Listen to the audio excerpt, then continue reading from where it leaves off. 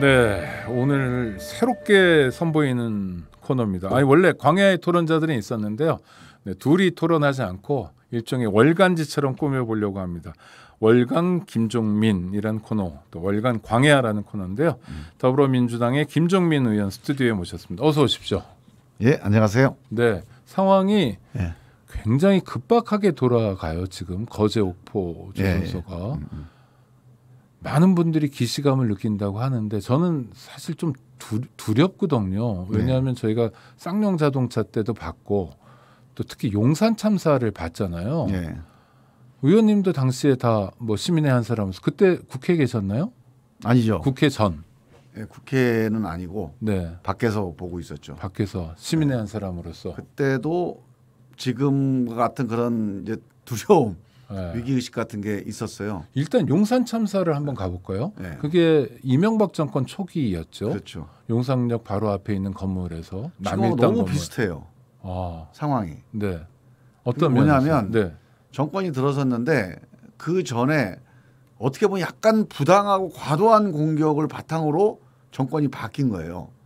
그래서 전임 정권이 하던 거는 노무현 정권이 이 이명박 정권으로 바뀐 거는 노무현 정권이 부당한 공격을 많이 받았다. 아니 그러니까 그런 환경 속에서 정권 교체가 이루어졌다고요. 네네. 뭐 노무현 정부가 다 잘했다 부족해서 정권 교체가 될 수도 있죠. 네네. 그건 국민들이 선택하는 건데 그래도 환경과 분위기라는 게 있는데 너무 과도한 공격 또 일방적인 여론의 공격 맞아요. 속에서 그때는 노무현 놀이 이런 거 그렇죠. 있었죠. 뭐가 모든 게 안 돼도 이제 노무현 탓이 돼버린 시험 잘못 봐도 노무현 탓. 근데 이게 이제 독이 돼버린 거예요. 다음 정부가 뭘 해도 우리는 정당하다. 노무현 정권처럼만 안 하면 되니까. 그렇죠. 근데 노무현 정권은 사실은 뭐 청와대 만근하신 분 앞에 죄송하지만 국정 수행 지지도도 높지 않았고 그렇죠. 근데 문재인 정부는 국정 수행 지지도도 상당히 높은 상태로 마무리를 했잖아요. 근데 이제 문제는 새로운 정부와 정부를 주도하는 사람들의 마인드거든요. 우리가 모든 걸 다 위임받았다라는 착각 이런 것들이 있어요 지금. 쟤는 이번에 이제 그 인사를 하는 걸 보면서 깜짝 놀랐는데 어떤 면에서요? 네. 그러니까 지금 대개 이제 인사가 한동훈 장관, 이상민 장관 그리고 그 기타 이렇게 주변의 그 지인 가까운 사람들로 인사를 하잖아요. 한덕수 총리도 무슨 사적인 인연이 있는 것 같아요. 그냥 총리로 지명하지는 않았을 거다. 그냥 무슨 뭐 전임 정부 때 총리했다 이래서 지명한 것 같지는 않고 사적인 어떤 관계에서 추천이 있었다고 제가 이제 알고는 있는데 제가 확인한 건 아니니까 방송에서 얘기는 안 하는데 이런 식으로 좀 오만하다 이런 느낌들이 들었거든요. 근데 이제 업무 처리를 할 때 이런 이제 거제 옥포 같은 경우도 그런 바탕 위에 심리 상태 위에 있으면 항상 무리를 하게 됩니다. 그러니까 약간 교만한 어떤 행정 집행을 하게 돼요. 그래서 저는 걱정해요. 용산도 그랬거든요. Anything but 노무현, ABN. 옛날 Anything but 클린턴 ABC를 이제 그래서 노무현만 아니면 다 허용되는. 그러니까 노무현 정부를 또는 문재인 정부를 뭔가 그 부정하거나 아니면 비판하는 거는 뭐든지 허용되는. 그러니까 그 방식 아니면 다 된다. 그때 하던 대로만 하지 않으면 된다. 근데 이명박 정권 때도 통하지 않은 걸 확인했고요. 지금 친이계 인사들이랄까 이런 분들이 정권에서 요직을 차지하고 있다는 거 아닙니까? 이렇게 윤핵관도 그렇고. 그다음에 노무현 정권과 또 문재인 정권이 달라졌고요. 또 하나 결정적으로 달라진 건 노무현 전 대통령의 비극적인 죽음 이후에 시민들의 인식이 달라졌잖아요. 그렇죠. 많이 각성도가 달라진 거죠. 그런데 저는 이제 왜 그러죠? 걱정은 되는데 그러니까 그런 게 이거 같아요. 이분들이 이제 그런 정치 역사를 공유하고 있는 분들이면 생각이 좀 이렇게 쉽게는 안 갈 건데 이분들은 정치를 해온 분들이 아닌 것 같아요. 단지 요 2년 동안 우리 검찰개혁 조국 사태 이후에 2년 동안 어떤 언론의 또 일방적인 비호 아래서 국민 지지를 바탕으로 뭔가 만들어냈다. 정권 교체를 만들어냈다. 요 성취감 위에만 있는 것 같아요. 그 전에 이렇게 갔다가 다시 거꾸러지기도 하고 다시 일어나기도 하고 이런 한 10여 년 이상 20년 이상의 정치 과정을 겪어본 이런 마인드가 아니에요. 아니 그러면 당대표 권한대행이지만 실제로 실세로 보이는데 권성동 의원만 하더라도 4선이잖아요. 그렇죠? 국회 그 정치나 정당이 이 정부나 이 정치를 주도하는 게 아니죠 지금. 아니 그래도 지금 저는 윤석열 의원은 역할을 하는 거 아닌가요? 저는 못 한다고 봐요. 아, 그렇습니까? 예.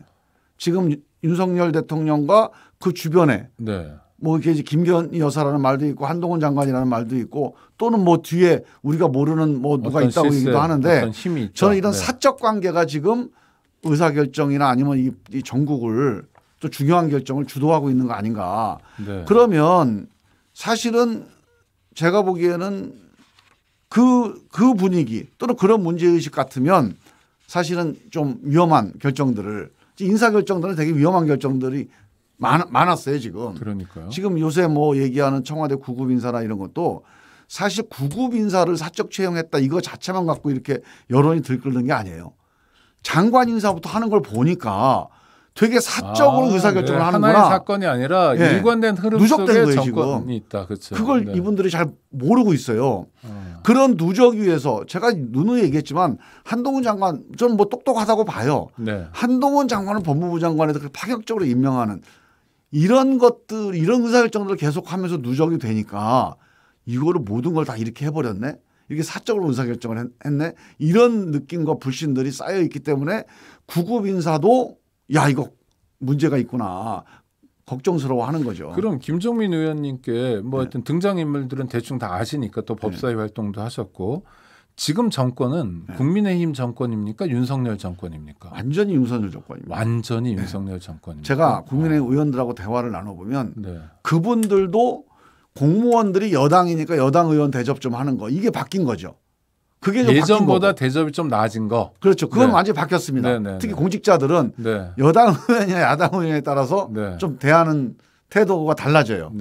그거가 조금 이제 변화된 뭔가 세상 바뀌었다는 느낌이 있는 거고 실제로 정권을 운영하는 관련해서는 그 사람들도 되게 의아해요. 이게 이런 의사결정 이런 인사들이 그러면 최근에 보수 언론이라고 하는 뭐 조중동도 대통령을 비판하는 기사나 사설들도 많이 쓰고 이런 거는 그런 불안감을 보여주는 그렇죠. 불안감의 발로라고 봐요. 아, 안 먹히는구나. 또 자기들도 이해가 안 되는구나. 그런데 이게 어디서 만약에 이게 권성동, 장제원 이런 분들이 했다면 수시로 통할 거 아닙니까?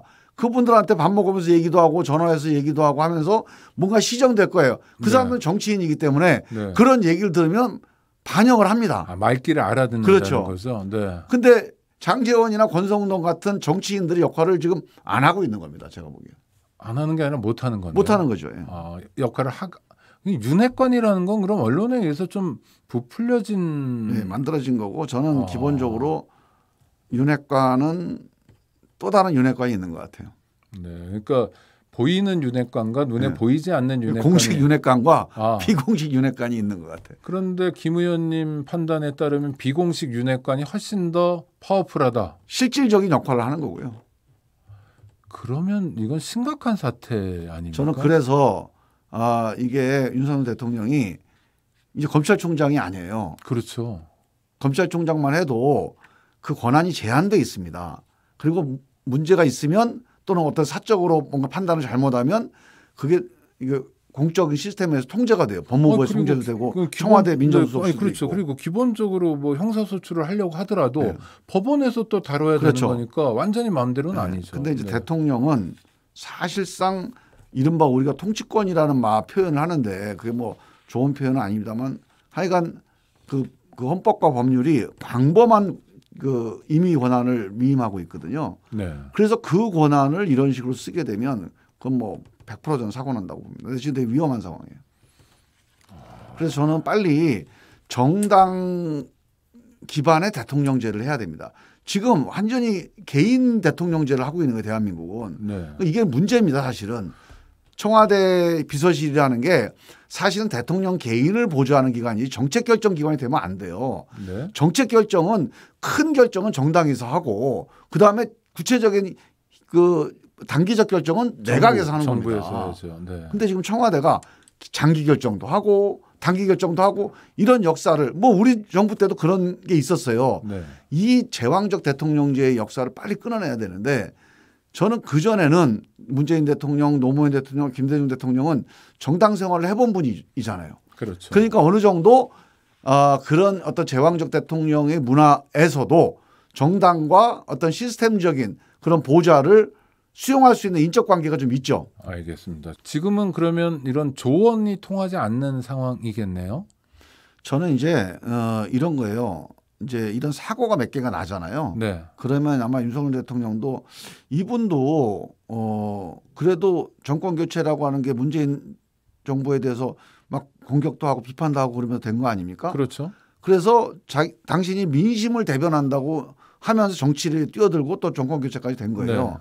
네. 야, 민심이 아니다. 그러면 아마 이분이 뭐 군에 있다가 바로 이렇게 대통령 된 건 아니니까 네네. 뭐 얘기는 듣지 않을까 싶어서 지금 어느 정도 이제 사건 사고도 나고 특히 자기를 지지하던 언론들마저 지금 많이 돌아서 있잖아요. 네. 아마 생각을 하지 않을까 싶은데 제가 보기에. 네. 근데 그게 개인의 판단으로 네. 내가 방향을 바꿔야 되겠다. 네. 오늘부터 전환점이다. 이를테면 약식 회견 이렇게 하면 안 된다. 손해다. 네. 그러니까 물어도 대답을 안 한다. 네. 이렇게 바뀌는 건 조금 위험한 거 그게 아닙니까? 걱정인 거죠. 그래서 네. 지금 저는 생각은 바뀔 거라고 봐. 이렇게 하면 안 되겠구나. 네. 근데 문제는 그럼 바뀌고 난 다음에 어떻게 할 거냐에 대한 전망을 한번 해봐야죠. 그렇죠. 근데 지금 그때도 개인적으로 이게 맞다라고 개인적인 의사결정을 하게 될 가능성이 있어요. 그러면 그럼 더 손해 아닌가요? 우연히 좋은 아이디어를 누가 제안을 해서 네네. 우연히 좋은 결정을 할 수도 있지만 그렇죠. 지속 가능하지가 않잖아요. 네네. 그리고 결국 이제 이건 시스템의 문제인데 저는 시스템의 문제는 핵심은 전 정당이라고 봅니다. 네네. 정당의 보좌를 받아야 돼요. 정당의 뒷받침을 받아야 돼요.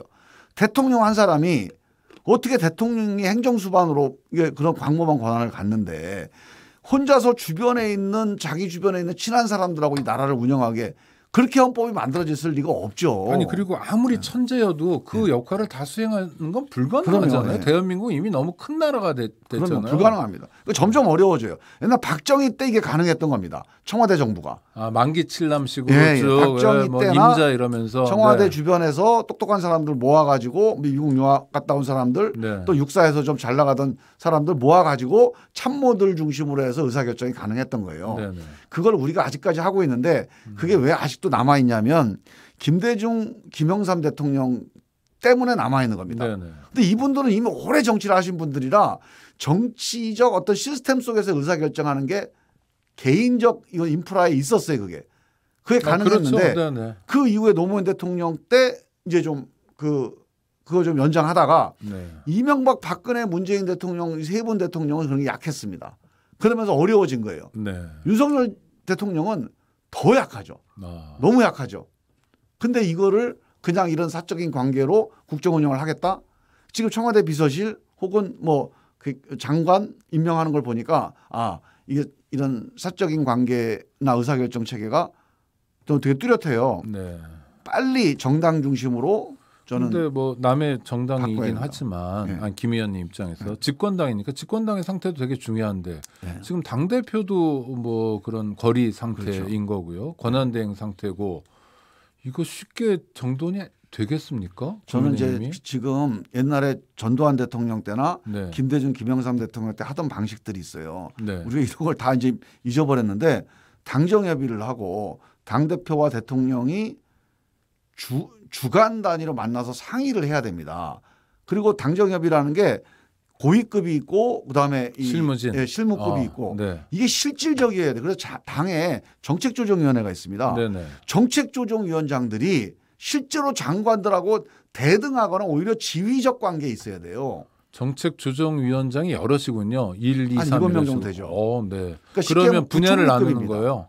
분야를 나눠서 그렇죠. 그러니까 제1정책조정위원장은 뭐 안보를 다룬다거나 뭐 경찰 내무 외교안보 분야, 뭐 경제 분야, 뭐 사회 분야, 뭐 저 문화 분야 이렇게 해서 그러면 그런 분들은 국회 상임위원장급 정도의 위상을 갖는 거네요. 정당에서. 그리고 전문성도 축적돼 있고. 근데 그런 문화가 없어져 버렸어요. 언제부턴가. 다시 그걸 안 가면 대통령제 못 합니다, 이거. 그게 살아 있어야 지역 주민들 당연하죠. 얘기나 국민들 얘기가 그래야 민심이 정당을 통해서 행정부를 지휘하게 되는 거예요. 그러니까요. 그게 민주주의가 되는 거죠. 완전 지금 국민의힘은 그런 역할을 전혀 못 합니까? 그게 지금 거의 우리 정부 때도 그게 많이 위축됐고요. 많이 사라져 버렸습니다.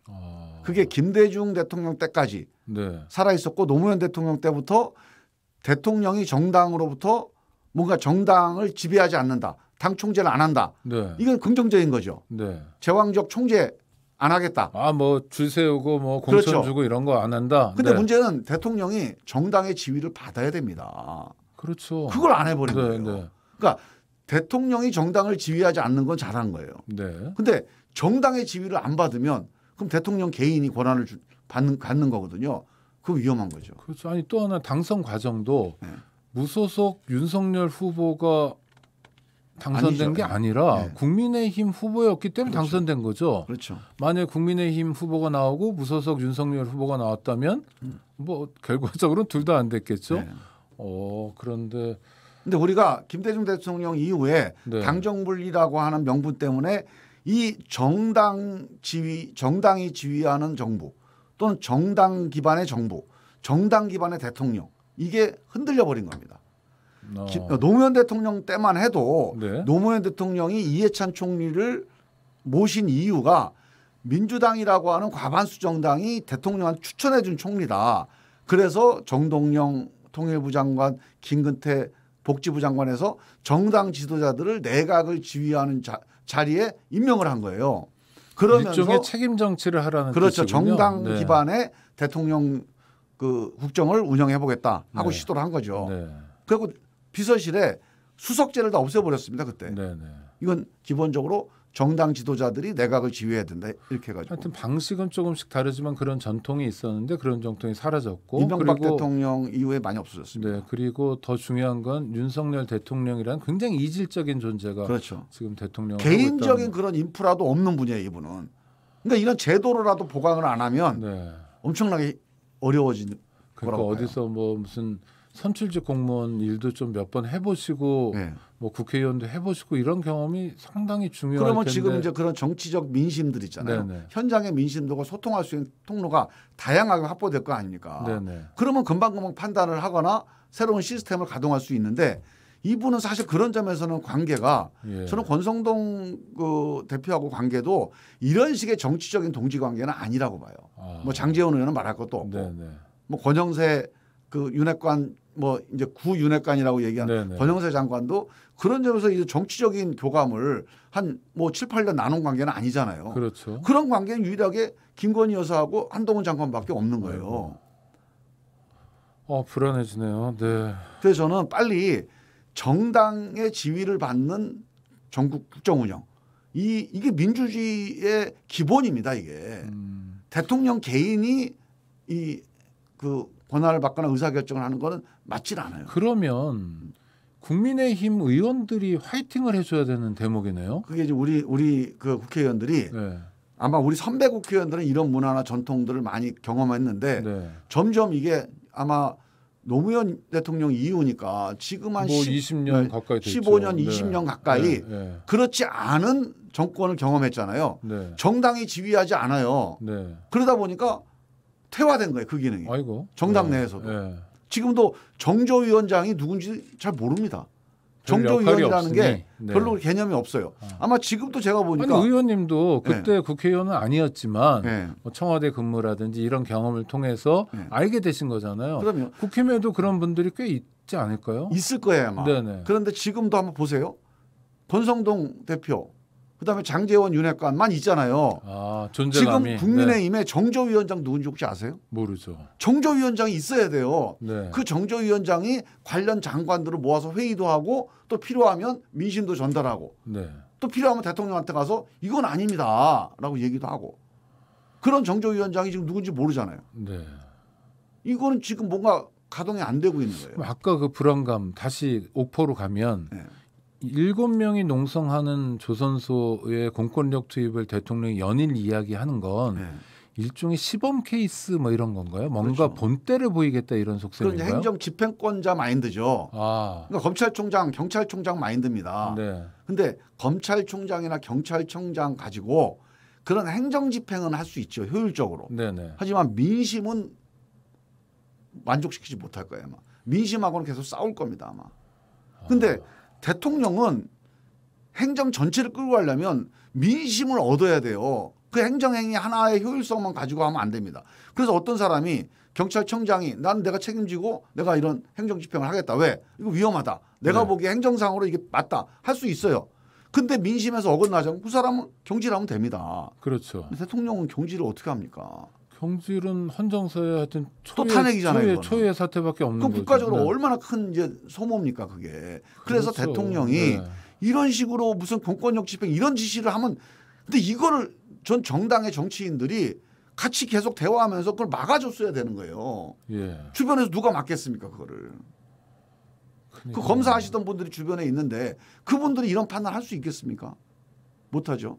그렇죠. 조선소 아마 구경도 못 해보신 분들 투성일 것 같은 생각이 드는데. 네. 그래서 만약에 이게 이제 이 정당과 대통령 관계가 정상적이라면 네. 아마 정당에 그 이제 노동 분야 혹은 뭐 이런 행정 분야에 전문가들이 있습니다. 그렇죠. 그 상임위 하시던 분도 있고 네. 그런 분들이 판단하면 그래도 이 판단보다는 전 나을 거라고 봐요. 그렇죠. 그분들은 지금 뭐라고 판단하고 있는지 모르겠습니다.